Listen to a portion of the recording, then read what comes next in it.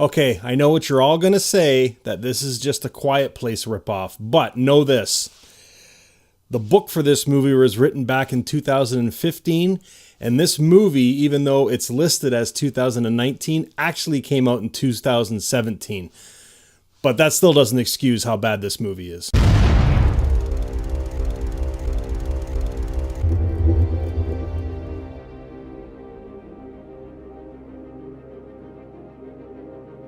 Hey guys, welcome to Happywax TV. So I'm going to keep this review really, hopefully short. You all know how I like to ramble though. So Netflix, you got me again. This movie kind of dropped really quick. I mean, there was like a Netflix trailer for it just a couple weeks ago, and then the movie just came out today. And, I had high hopes for this movie. I really did. It's directed by John Leonetti, who did Annabelle, the first Annabelle. And then he's directed lots of movies, and he's a producer, and he's just had his feet in everything. So the guy's been around. And I don't think it was all his fault. I mean, a poor script is a poor script. And this movie, like the screenplay it was fucking all over the place, man. Anyways, let me get quickly to who's in this, and then we'll explain why I just didn't care for this movie. So Stanley Tucci's in it as the dad. Kieran Shipka is the daughter. Miranda Otto, and then Kate Trotter, and then there's a handful of others. So basically what happens, there's these explorers or scientists, and they release these bat-like creatures from, I can't remember exactly where it was from. Fuck, I just watched it too. From this, like a side of a mountain or something like that. Kind of like the same deal as in Prometheus. Remember when they were chinking through the rock there and then it opened up those caverns? Same idea. And there's like a bazillion bats that are in this fucking cave system or whatever they are. So they all get released. And my first question is if these bats are released now, how the fuck did they survive? Because, I mean, these things are literally taking over the world within hours of being released. And I'm like, how the fuck did they feed down there? Like, they must have been down there for God knows how long. Like, what were they eating? But anyways, that aside, there's a lot in this movie you kind of have to just let go. But mass panic. The apocalypse is coming because of these flying demon creatures. So they very quickly find out through news broadcasts and stuff that, it's the same idea as A Quiet Place. They can't see, apparently. So if you make noise, they'll pick up on you. But if you're quiet, they won't even fucking bug you. They won't even know you're there, which goes on throughout this movie. But so they're all in the house, right? And they've got it all boarded up and the windows sealed and all this shit. And like the daughter, and they give a backstory on her.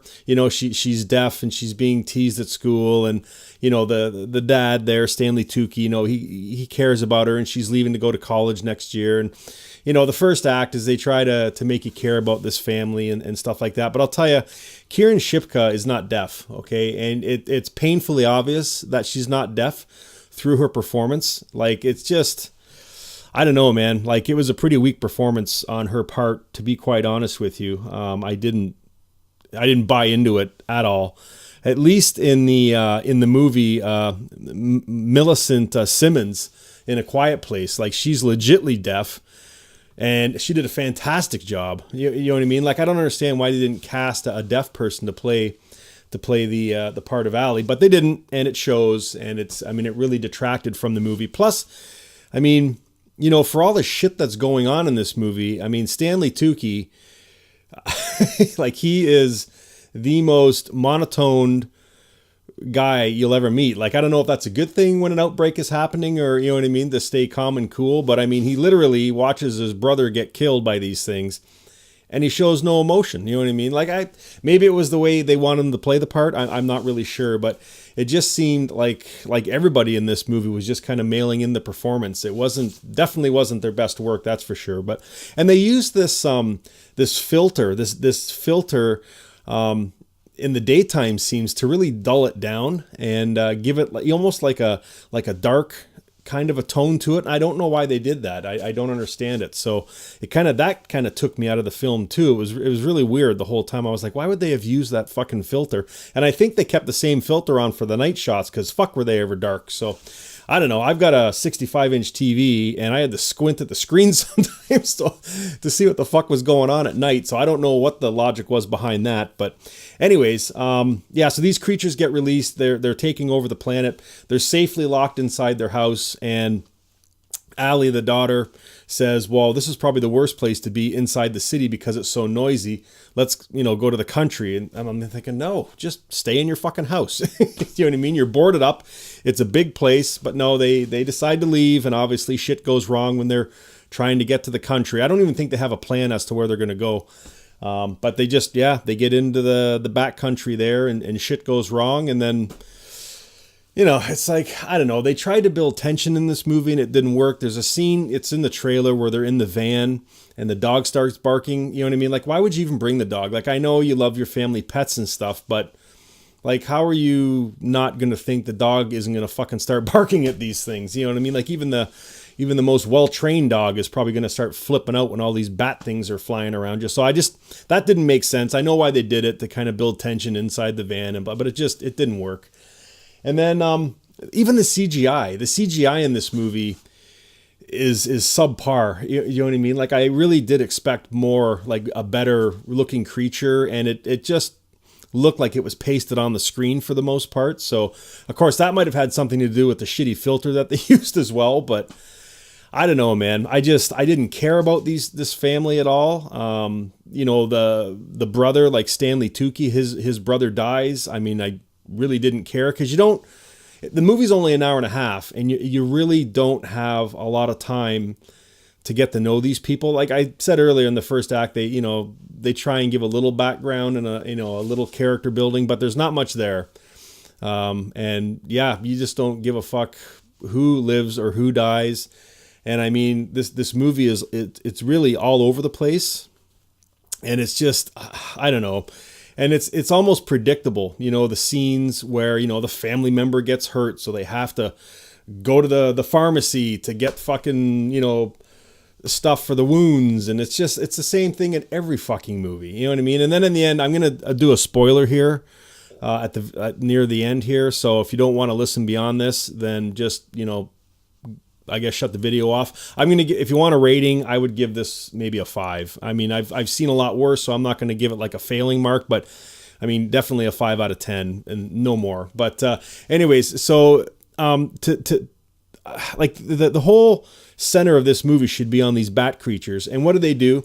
Is they throw in this fucking, and this is all in a matter of a couple of days too. They throw in this small cult that's going around to try and get people to fucking join them. You know what I mean? And it's like the priest who's running this thing, like for some reason they make a big deal that he's got his tongue cut out. Like that's keeping him silent. Well, I don't know. You can still make fucking noise if you have no tongue. Like, it was just retarded. And they made a point of showing it over and over again that this idiot has no tongue. So, but they see Allie and Hugh, the dad and the daughter, when they're going to the pharmacy to get this stuff. So anyways, long story short, they follow him back and they try and capture Allie, the daughter, because she's fertile. They say, you know what I mean? You got to see the scene, but it is so fucking stupid. The only good thing that I did like about this movie, and again, this is a spoiler, at the very end, when this cult is trying to take Allie from this family, is they, you know what I mean? And the priest is like egging him on too. Like, we're going to do it because you can't make noise and all these creatures around you. And the family pretty much says, you know what, go fuck yourself. And they literally beat the shit out of this fucking cult and kill everybody. And I was like, okay, if there's a saving grace in this movie, it's the fucking, the end of this movie where this family literally just stabs and kicks the fuck out of these asshole cult members. And I'm like, okay, the cult shouldn't be in this movie anyways, because it's not long enough to even get to them. But they threw it in there, but at least they did it right by having these motherfuckers get killed and just stomped right out. So that was a good thing. But man, I'll tell you, that was the only high point in this movie. So Anyways, I don't want this review to drag on too long. Definitely give this a watch. I mean, it's on Netflix, so you're paying fucking what, $10 a month. So I mean, you're watching this movie for literally, cents. So give it a watch. Let me know what you guys think of it. I'm sure it's going to be one of the most viewed, movies in the next week or two on Netflix. But yeah, I don't know, man. Like Netflix is like, I don't know. This is not a good movie. I don't even know why they picked it up, to be honest with you. I would rank this movie right up with, remember when Netflix first, like early on in Netflix, when they released that movie called Open House, how fucking honestly stupid that movie was.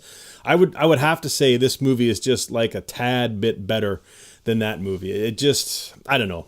It's an hour and a half. They try and cram too much in there. You don't give a fuck about anybody. And these cult members that come along at the end, why are they even in there? This whole movie should have just been solely around trying to survive from these fucking bat creatures. So, I don't know. Anyways, 5 out of 10 for me. Let me know what you think, guys. Obviously you're going to watch it. And yeah, leave comments down below as to what you thought of it. Maybe I'm totally wrong. Maybe you guys are, you called me out on Stephanie saying how wrong we were by saying that movie was a pile of shit, but a lot of people liked it. So I've watched it again and I still don't like that movie. So who knows, maybe I'm wrong about this one too, but give me your thoughts, comments down below. Thanks for watching. And guys, until next time, stay scared.